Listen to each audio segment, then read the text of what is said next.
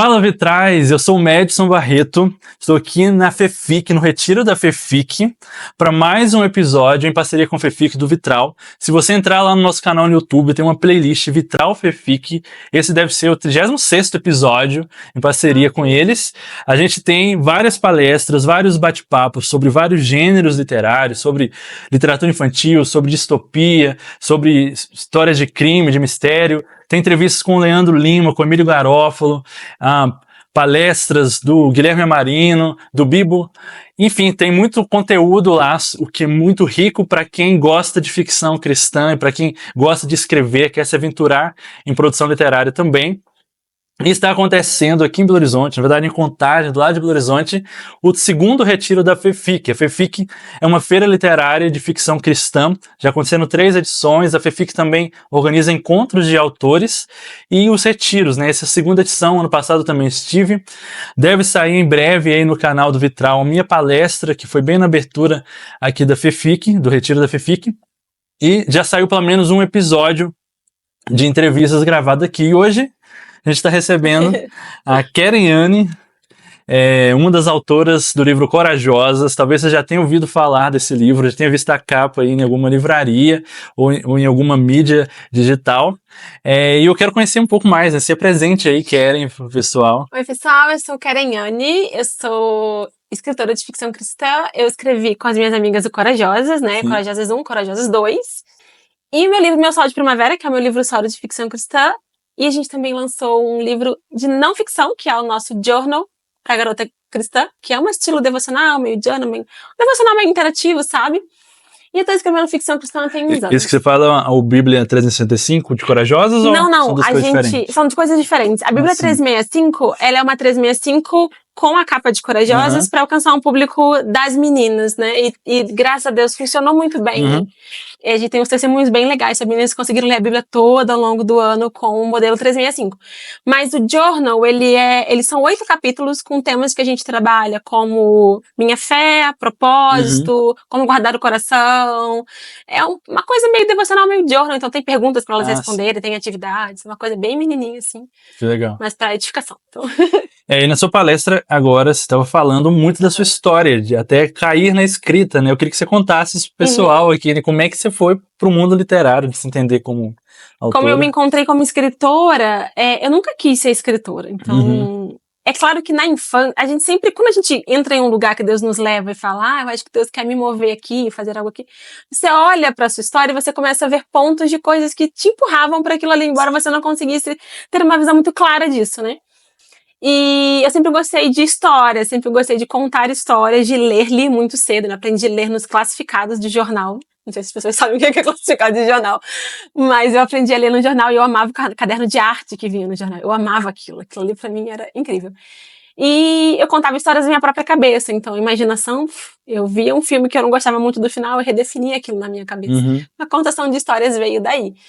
Mas me tornar escritora foi algo que surgiu na maternidade mesmo. E eu já estava rascunhando algumas histórias, mas nunca foi. Era um hobby. E quando meu filho nasceu, eu passava muito tempo acordada de madrugada, então eu comecei a escrever uma história e compartilhar um pouco daquela história de como eu vivi como uma adolescente cristã e as dificuldades que eu enfrentei, as coisas que eu queria viver. Foi mais ou menos no ano de 2016, 2015, eu comecei a escrever meio que pra valer, digamos assim, mas também não entendia muito o que eu tava fazendo, era uma coisa que misturava fé. Há 10 anos, né? Misturava fé, e tinha cena na igreja, e tinha versículo, é aquele começo mesmo da ficção cristã, que você tá tentando entender como a sua fé permeia a escrita, e você redefine isso, né, pra um propósito.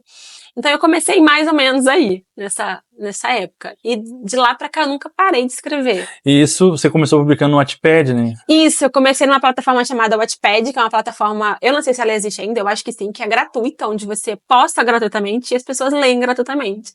E foi, se eu puder usar essa palavra que eu não gosto muito, mas foi um sucesso. Porque as meninas liam muito, e como era uma história juvenil, né, fala muito com o público adolescente, eu trabalho o tema do primeiro amor, do primeiro beijo, e a visão de mundo disso, e a expectativa de uma garota cristã de ter que viver isso. As meninas liam e elas amavam, elas ficavam tocadas, eu recebia testemunhos de conversão daquilo ali, e foi algo muito chocante, porque por mais que tivesse um propósito, eu não criei aquilo para isso, né, o Senhor usou aquilo que eu fiz pra glória dele mesmo. E foi nessa época que eu comecei, de fato, a escrever ficção cristã. E meu primeiro livro foi no Wattpad, e aí escrevi outra história no Wattpad também, mas essa não foi essa não tá hoje em lugar nenhum, graças a Deus.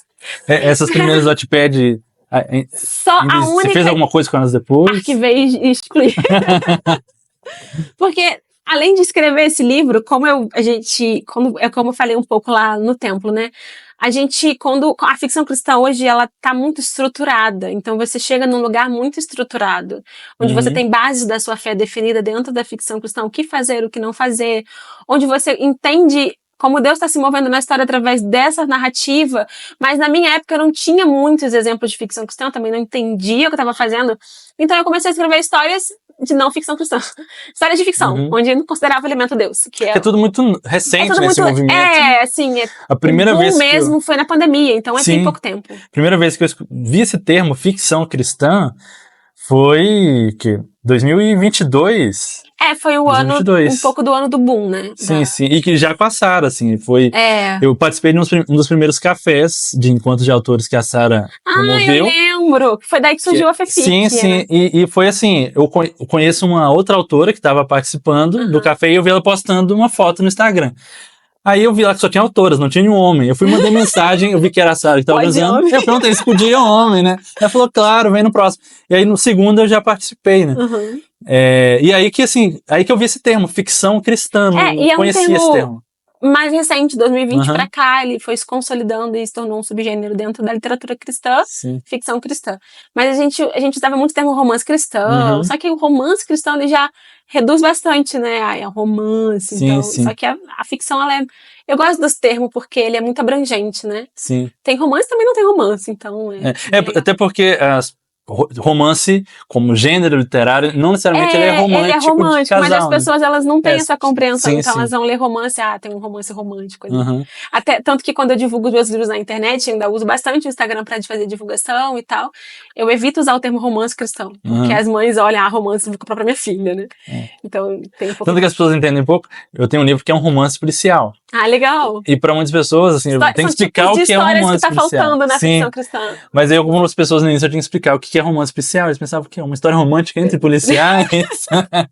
Policial, você vai achar. Mas até pouco tempo atrás a gente não tinha grandes editoras publicando ficção cristã.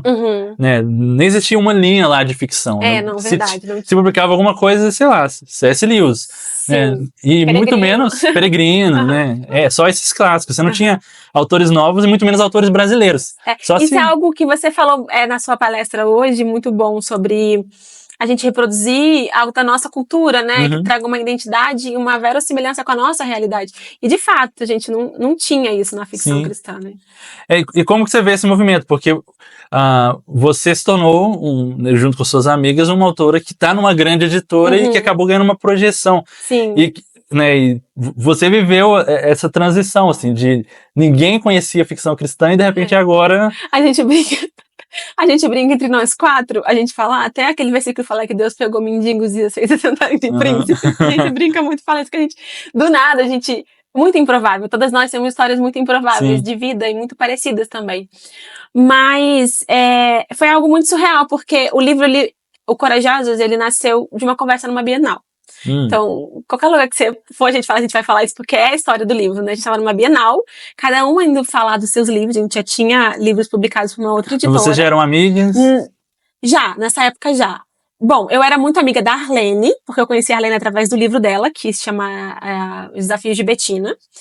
E aí, na verdade, eu me tornei amiga dela com um propósito. Eu queria ser amiga dela, porque eu falei, meu Deus, ela escreve pra adolescente também, a gente tem tudo a ver.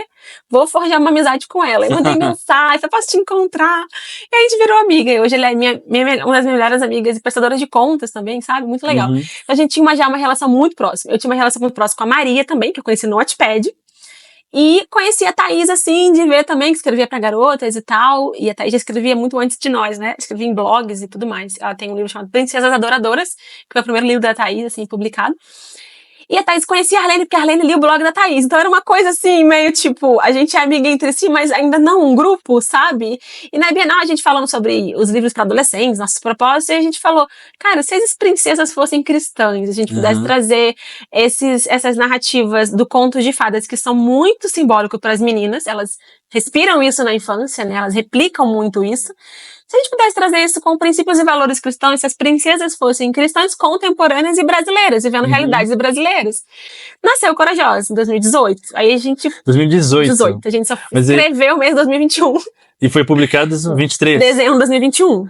2021. É porque a gente publicou em e-book primeiro. Ah, sim. Ele saiu em e-book no modelo indie, né? No modelo independente. Ficou um ano em e-book. Aí a gente começou a ver. Foi quando o ano em que a ficção cristã 2022 foi o ano em que a gente, se eu não me engano, foi o primeiro livro de ficção cristã publicado, que foi o da Mima, que chama Sons de Ferrugem e Eco de Borboleta, publicado pela Thomas Nelson. Que foi algo que falou: meu Deus, eu acho que agora vai. Agora eles vão dar chance pra gente.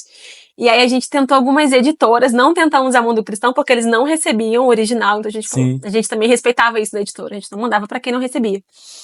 E recebemos aqui, sei lá, uns 8, 7 não, de algumas editoras. A gente não nasceu assim, queriam a gente da primeira vez, não. Aí fez um ano de e-book, aí ele ficou nos mais vendidos da Amazon um ano, como o primeiro livro mais vendido, que foi provavelmente onde você encontrou a gente, nesse ranking, que a gente nem sabia o que era isso, nem.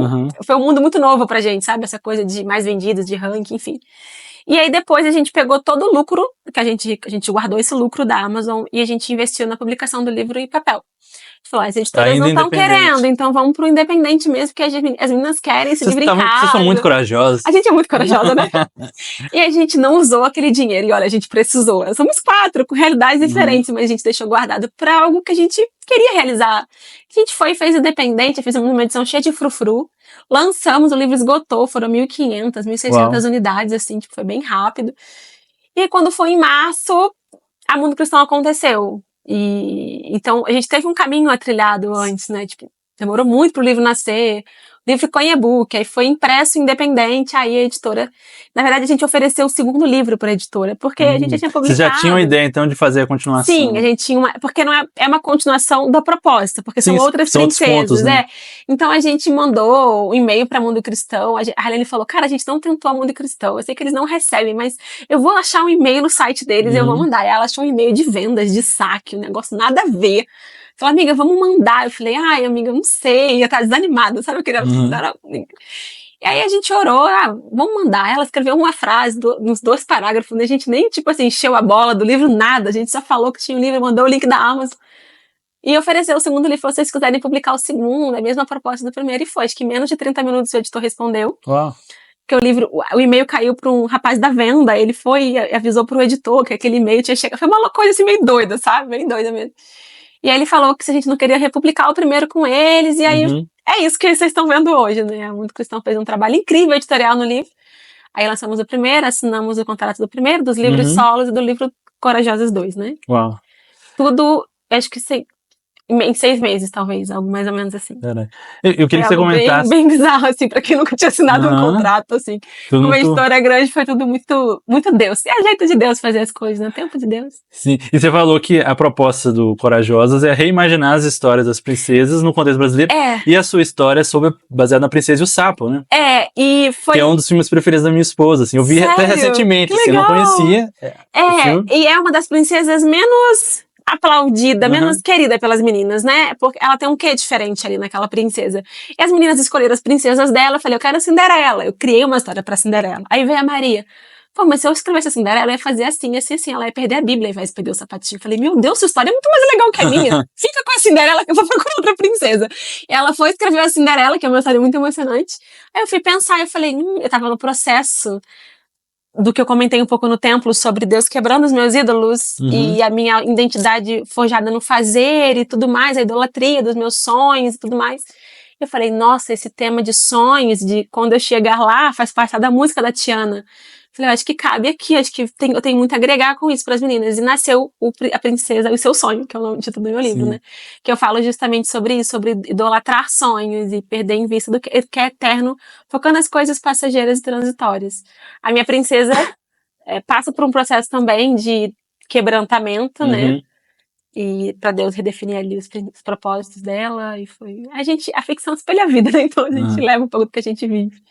E fala dos seus outros livros também, tá? Meu Sol de Primavera. Meu Sol de Primavera agora... é o livro do Wattpad, que você falou, algum livro sobreviveu? Sim. Esse sobreviveu, porque eu não sei, é Deus, né? Eu falo que é Deus. Que é uma história que eu não aguentava mais. Não aguentava mais, porque eu reescrevi isso 3 vezes. Imagina. Aí, Wattpad, primeira publicação, reescrevi 3 vezes, aí publiquei, aí aquelas coisas que eu contei, né, do livro. Depois eu tirei de circulação e reescrevi ele todo de novo. Foi quando a Mundo Cristão, eu terminei de reescrever ele em abril. Aí a gente assinou com a Mundo Cristão em março. Em abril eu assinei o contrato, acho que foi abril de Meu Sol, né? Não tinha nem esse título na época. Então, eu não aguentava mais esse livro, eu queria escrever outra coisa, mas eu tava presa nele de um jeito que eu falei, meu Deus. E sabe aquela coisa que você fala, o que tem de especial nisso aqui? É uma história de uma garota adolescente cristã, criada na igreja, que quer dar o primeiro beijo, ela quer viver um amor, a idealização romântica. Não tem nada diferente ou algo uau no livro, né? Na minha perspectiva. Mas Deus tinha alguma coisa com aquela história, Deus tinha algo a fazer na vida das meninas através daquela história. E a gente publicou a nova versão, que é inédita, né? Porque não foi a versão anterior. E ela foi, assim, muito aceita pelas meninas de um jeito que eu realmente não estava esperando. E os testemunhos é o que nos alegram e nos mostram que o que estamos fazendo está gerando fruto e a gente está no caminho certo, sabe? E ver as meninas se conectando com Deus, eu sempre falo que os meus livros eles são escritos para aproximar meninas do coração de Deus. E é isso que eles de fato são. Então, tem o Meu Sol, tem agora um novo que sai agora em fevereiro, que é a continuação. O meu entardecer de outono. De outono. Então é a continuação. A continuação é uma outra. Você vai fazer as 4 estações? É igual a Sarah? Ai, meu Deus. Spoiler. Não, as 4 não, são 3 trações. Bom, na minha cabeça, vamos ver, né? Ainda não escrevi o terceiro, não. Mas é uma outra fase da protagonista, é uma fase em que eu trabalho amizades, então o tema do livro tá pautado nas amizades. O primeiro livro foi relacionamento amoroso. E esse é amizade, né? Então, eu sei que as meninas vão gostar e eu espero que Deus fale com elas também, como legal. Eu fui muito moída para escrever esse livro, porque foi um livro em que Deus realmente me fez entender o dom sem unção. E não vai funcionar nunca isso. E foi um livro que Deus me moeu bastante para escrevê-lo, sabe? E é um livro, narrativa simples, uma história simples, mas que o Senhor precisou trabalhar muita coisa em mim. Então, vem agora meu entardecer de outono, que é a continuação da Cher, e vem o Redimidas, que é a releitura das vilãs. Ele sai em junho, se eu não me engano. Ah, é? Já tem mês, assim, sai pela... isso eu posso falar, isso, tá, em junho. Que legal. Em junho tem ele, e assim, a gente tá talvez muito mais empolgada com ele do que a gente ama Corajosa, né, o nosso queridinho, mas porque trabalhar com vilãs é toda uma liberdade de trabalhar com pecado propriamente. Você pode falar aí as vilãs? Não posso ainda. Em segredo depois eu te conto. Mas ainda não posso. Mas a gente tá bem esperançosa e confiante do poder de transformação do livro, sabe? Porque a gente vai trabalhar pecados, assim, então... Que legal. A gente tá bem animada com isso. Com Redimidas. E você escreve principalmente para o público adolescente. Por quê? Desde o início você quis falar para adolescentes, você trabalha com adolescentes na igreja... Você tá escrevendo aquilo que você, adolescente, queria ter lido? Eu acho que tem um pouco de tudo. Desde muito nova, depois, né, da fase da infância, eu sempre tive uma relação muito próxima com um grupo de adolescentes. E minhas amigas falam, você é meio chamarisco de adolescente. Onde você tá, chega um adolescente, chega alguém. É uma coisa que eu não entendi até que a escrita aconteceu. E aí eu comecei a entender por que a minha linguagem é uma linguagem que eles conseguem entender, eles se tornam próximos, eles conseguem ser vulneráveis comigo, compartilhar coisas.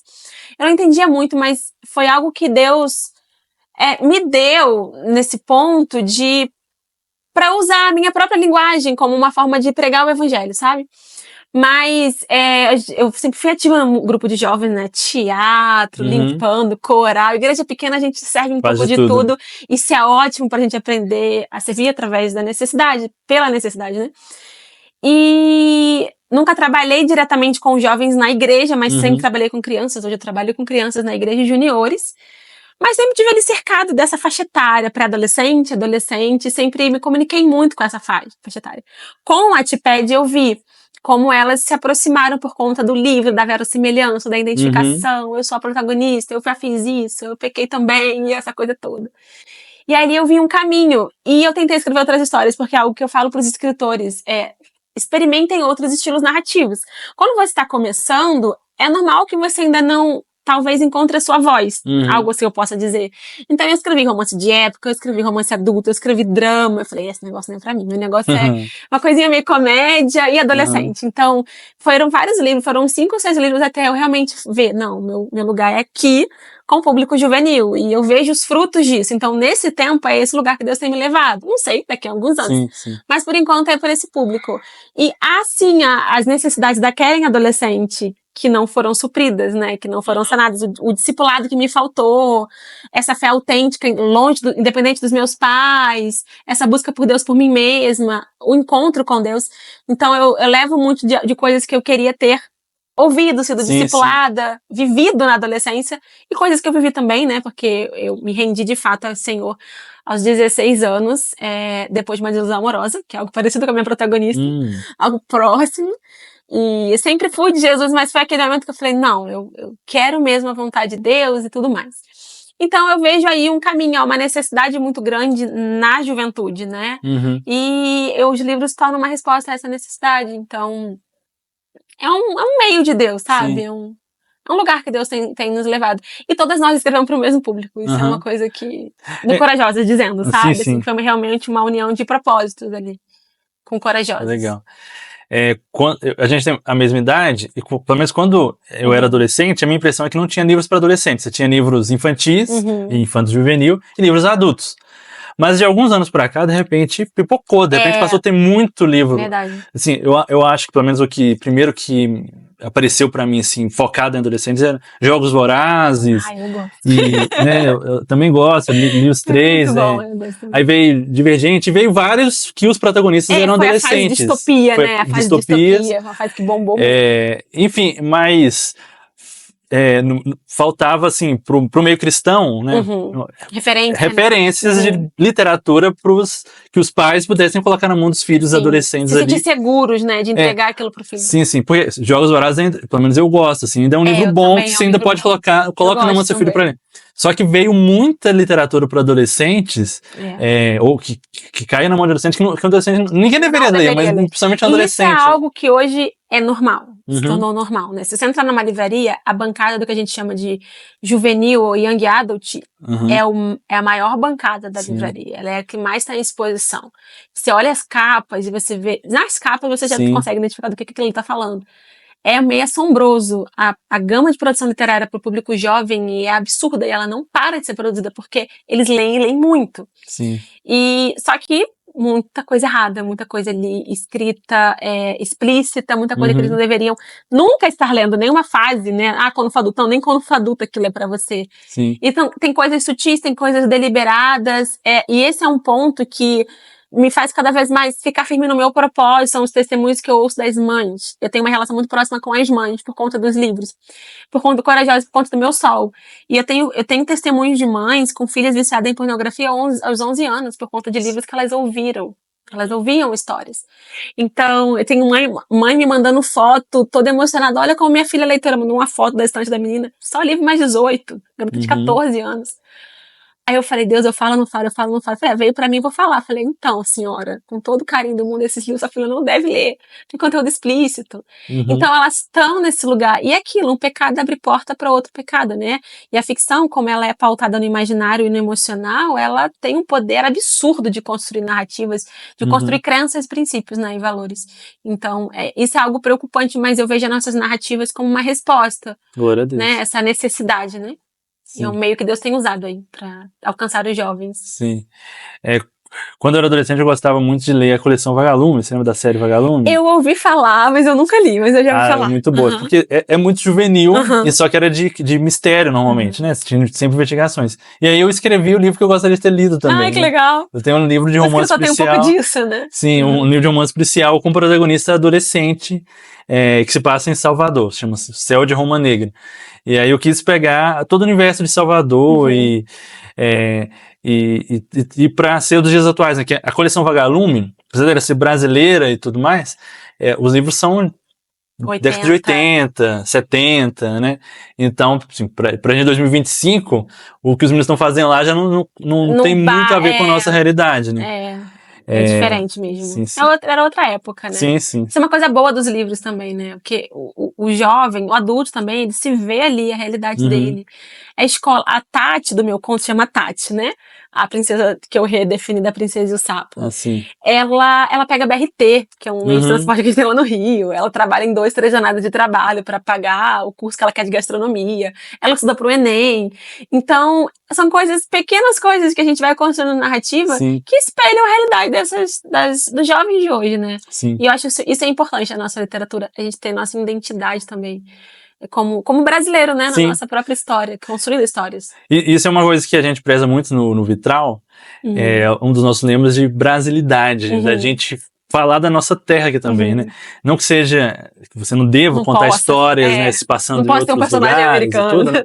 Mas a gente valorizar de mostrar o nosso chão aqui mesmo, a nossa cultura, a nossa raiz. Isso é muito importante e existe uma cultura produzida por nós, enquanto brasileiros, para ser colocada diante de Deus, né? Eu falei na minha palestra sobre sermos as nações ali diante de Deus em Apocalipse. A gente tem algo para apresentar para Deus enquanto cristãos brasileiros, né? Sim. Então, assim, nas nossas histórias, a gente conseguir mostrar, assim, as questões do nosso país, né? Os dilemas que os adolescentes, que os jovens lidam aqui no nosso país, mostrar os cenários, as questões do nosso país. Isso é muito legal. Isso é muito legal. Isso também reafirma a nossa identidade, né? Porque o brasileiro, em termos de literatura, a gente exporta muito, né? Sim. A gente traduz muitos livros. Então, são realidades americanas. Em termos de tudo, maioria, né? Filmes, tudo, a gente assiste exporta tudo. A arte brasileira, eu acho que tá melhorando, assim, tipo, em termos de produção, sabe? Tá melhorando, mas a gente ainda tem muita coisa de fora. Sim. E os brasileiros têm preconceito com a própria arte. Sim. Então isso já é algo que assim, já tem um ponto. Até que agora o pessoal tá aceitando muito mais livros de autores nacionais. Sim, porque antes falar que um livro já era de autor nacional era sinônimo de ser ruim. É sinônimo de ser ruim. A gente tem essa coisa de depreciar o que é nosso, né? Sim. Só era aceito os clássicos. Os clássicos. Se você não lê clássico, você não é leitor. Tem essas coisas também. Mas enfim, pra gente fechar, tem um quadro no Vitral que a gente chama de fofoca reversa. Que o objetivo é falar bem pelas costas. E aí aqui você pode indicar pessoas, livros, materiais, canal, enfim, pode indicar o que você achar. Legal, gostei. Falar mal pelas costas. Fala bem pelas costas. Fala bem pelas costas. Bom, de literatura, para quem nunca leu ficção cristã, eu vou indicar 5 livros e eles são diferentes entre si. A Escolha do Verão, da Sarah, que é uma ficção juvenil de fantasia, que é bem legal, que eu acho que são livros... Fantasia é um livro bom para quem nunca leu ficção cristã, porque a gente tá muito acostumado com fantasia em filme, em série, então é bacana. Tem um livro chamado No Final Daquele Dia, que é da Arlene, que é uma das autoras de Corajosas. Ela escreve... É um personagem masculino, acho que tu vai gostar desse livro. Legal. Depois você procura No Final Daquele Dia. É brasileiro, assim, demais. Você passa em Paraty, inclusive, ali. Não sei se você conhece, mas é uma cidade do litoral do Rio. Sim, eu conheço de ouvi falar, assim. Nunca fui. E é uma narrativa muito legal. É contemporâneo, o protagonista é masculino, mas é uma história que todo mundo pode se identificar com ela e com os dilemas de vida do protagonista.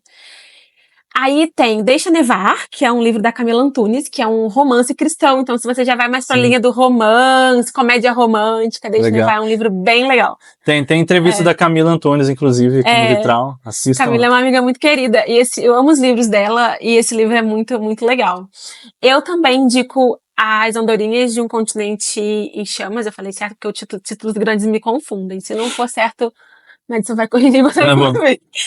Mas é uma distopia também, uma ideia de distopia também. Muito legal. A Gabriela. Também Gabriela Fernandes, acho que é o sobrenome dela. Eu chamo ela de Gabi, a gente chama a pessoa pelo... também ela é da Thomas. Ah, sim. E um outro que eu indico eu tô lendo um também de distopia que é bem legal, se chama Aurora. Não sei se você já ouviu falar. Já ouvi falar. Nossa, muito legal também. Então, 5 livros pra você conhecer ficção cristã. 5 livros diferentes. Indiquei até 2 de distopia, porque são muito bons. Mas Aurora eu tô gostando. O que mostra, assim, a diversidade que a gente tem de gêneros, né? Que não é só... Se você quiser um juvenil, aí tem o Corajosa, brincadeira. Sim. Mas a gente tem bastante... Isso é que é uma coisa legal que a época da pandemia trouxe pra nós. Essa diversidade de gêneros. Foi surgindo autor da onde a gente não imaginava. Eu conheci a Sarah nessa época, né? E aí eu conheci outras pessoas que são autoras, outra vez uma live que eu falava sobre literatura cristã e tal. Uhum. Então foi uma coisa muito legal a gente ver essa coisa nascer, sabe? Esse boom nascer, né? Foi algo muito, muito bacana. Mas tem Bom. sido, mas quem está trilhando um caminho ainda, né? O Senhor tem aberto portas, o Senhor tem feito, e é realmente a mão de Deus movendo. E eu sei que mais coisas ainda vão acontecer. A gente espero ver um Sim, livro de sim. ficção que está adaptado, um livro brasileiro Sim. adaptado, sabe? Que estrangeiro a gente tem, mas vão ser, assim, conquistas que vão ser muito legais. De estrangeiro que eu sei é do Amor de Redenção. A gente tem Amor de Redenção, Tem e a gente mais. tem aqueles estilos Deus Não Está Morto, Uhum. Carta de Guerra, Ah, que são sim. uma linha mais Não, mas americana. só que esses já foram feitos como filmes ou tem livro? Eles têm livros também. Não sabia. Tem aquele tudo para salvar uma vida. Ele é bem antigo. Uhum. Tem essa linha mais também. Tem a série Quando Chama o Coração, que ele é adaptado também de um livro de ficção cristã, que se chama Quando Chama o Coração também. Se passa no Canadá, na época do Velho Oeste e tal. É claro que eles não são exatamente fiéis, né? Mas Sim, sim. aí tem a Crônicas de Nárnia, também foi adaptado. Clássico. Né? Clássico. Realmente, a gente não tem uma variedade. Uhum. Mas eu acredito que chegaremos lá, sabe? Que a gente vai para as telas também. O Senhor vai conduzir, se ele tiver algum plano com isso, a gente vai chegar nesses lugares como uma forma de projetar a arte mesmo. E eu espero por isso, sabe? Eu oro por isso, porque a gente consome tanta arte Sim. que não tem proveito, né? Então, a igreja arredou o pé na arte durante muito tempo, Sim, né? sim. A gente acabou demonizando muitas formas de arte. E hoje a gente está tentando recuperar um território que está dominado, mas aquele que está conosco é maior do que tudo, né? Então, Sim, se o sim. Senhor tiver propósito, a gente vai seguindo. Sim. Porque a gente fala muito disso aqui no Vitral também, né? Por muito tempo a visão da igreja foi de que a arte ela só serve para o culto. Então, assim, qual arte dá para usar no culto? Teatro. Música, teatro, dança. E aí, assim, a gente perdeu a contribuição cultural mesmo, assim, porque aí a gente escutava aquela música no culto, fazia uma peça no culto, só que aí na segunda-feira eu ligava a televisão e assistia o que estava passando, novela, né, desenho, filme, etc. E aí os livros que tinha para ler, eu acabava lendo o que tinha e era isso, a gente não participava. E aí você tinha uma visão até ruim de, tipo, se você fez isso, você está vendendo, né, você também tá pecando, você não pode ganhar dinheiro com arte, enfim. E aí, até para nós, escritores, isso é um dilema, né? Sim. Isso vem como um dilema, porque é um ministério, mas para esse ministério virar ativo, eu preciso produzi-lo em alguma coisa que vai me custar alguma coisa, né? Sim, sim. Então, eu tenho que pagar para fazer, eu tenho que pagar para imprimir, então tem todo um processo. Sim. E isso é bênção também, né? O ministério é bênção, a gente viver do ministério, isso é um privilégio, na verdade, sabe? Sim. Então é trabalho também, né? Sim, é como qualquer outro trabalho. Ninguém acha estranho um dentista receber para ser dentista. Mas um escritor ganhar pelo seu livro eu acho estranho, sim. né? E da mesma forma que o artista, um ator cristão que faz teatro, não, tem que ser só doação, né? Exato. A gente pode doar, a gente doa também, mas é o nosso trabalho. Sim, sim. E o mandato cultural, que eu falei também na minha palestra, ele é para todos, né? O dentista, ele tem uma forma de exercer o trabalho dele como cristão. Ele não é simplesmente você faz o que você quiser e domingo você vai na igreja. Cada área, inclusive nas artes, a gente precisa cumprir o chamado. Tem um livro que se chama Chamados para Crianças. Você já leu conheço. ele? Muito bom. E ele fala sobre isso, ele fala sobre como a gente julga como santo apenas os trabalhos eclesiásticos, né? O pastor, o trabalho dele é super santo, mas você que é médico, não, porque ele tá pegando a palavra de Deus, né? E ele vai e traz todo mundo para o mesmo nível. É claro que tem suas diferenças e tem suas grandes importâncias e atuações, mas todos os trabalhos são santos, são santificados, né? Sim. Todos eles estão ali para cumprir o seu propósito e de alguma forma eles também são formas de arte, né? Sim. Isso é algo que a gente precisa falar mais, para as pessoas poderem entender e brilhar a luz de Cristo naquilo que elas estão fazendo, sabe? Seja cuidando de um dente, escrevendo um livro. Isso é algo... É muito forma da graça de Deus, né? Isso é muito legal. Amém. Keren, muito obrigado pela conversa. Eu que agradeço. Pessoal, deixa suas redes sociais também, né? Pra quem o meu Instagram é Keren, que é o meu nome, Keren Anne. É a rede que eu mais Anne uso. com 2 N. Anne com N só, que é o R-E-A-N-E. E tem a rede Corajosas, que é @Corajosas o livro. São as 2 redes que eu mais uso. Legal. Eu vou deixar aí na descrição as redes sociais da Keren e também tudo que ela recomendou aqui. Eu vou deixar o link da Amazon para você comprar esses livros, conhecer esses livros. A gente, como Vitral, é associado ali da Amazon, então se você usar nosso link para comprar qualquer um desses livros, outros produtos da Amazon, você contribui com o Vitral. E fica a recomendação também de assistir todo o conteúdo que a gente já tem de ficção cristã. Eu falei isso agora há pouco. A gente é um podcast que tem mais conteúdo sobre ficção cristã aí nas plataformas. Então esse daqui deve ser já o 36º episódio. Então tem entrevistas com muitos autores de ficção cristã. Muita gente tem palestras, tem rodas de conversas com vários autores. Se eu juntar aqui, né, porque tem alguns episódios, tem uns 4 ou 5 juntos, a gente já recebeu pelo menos uns 50 autores de ficção cristã no Vitral. Que legal isso! Então, assim, passeiem lá para vocês conhecerem e fortalecer também. Se você quer se desenvolver na escrita, conheça quem já está fazendo também, né? E contribua para que isso chegue a mais pessoas, né? A gente precisa fortalecer esse cenário, assim, de ficção cada vez mais consolidar, no Brasil. né? Sim, sim. É isso que Deus chama para fazer, e vamos fazer isso com excelência e com alegria também, né? Obrigado, Keren, é um prazer. Obrigada. Essas últimas palavras aí despedindo o pessoal. Nada, também. gente, foi um prazer. E quem sabe na próxima vez a gente fala sobre outras coisas. Sim, sim. Foi legal. Obrigado, Keren. Nada. Gente, tchau, tchau. Até o próximo episódio. Tchau, tchau.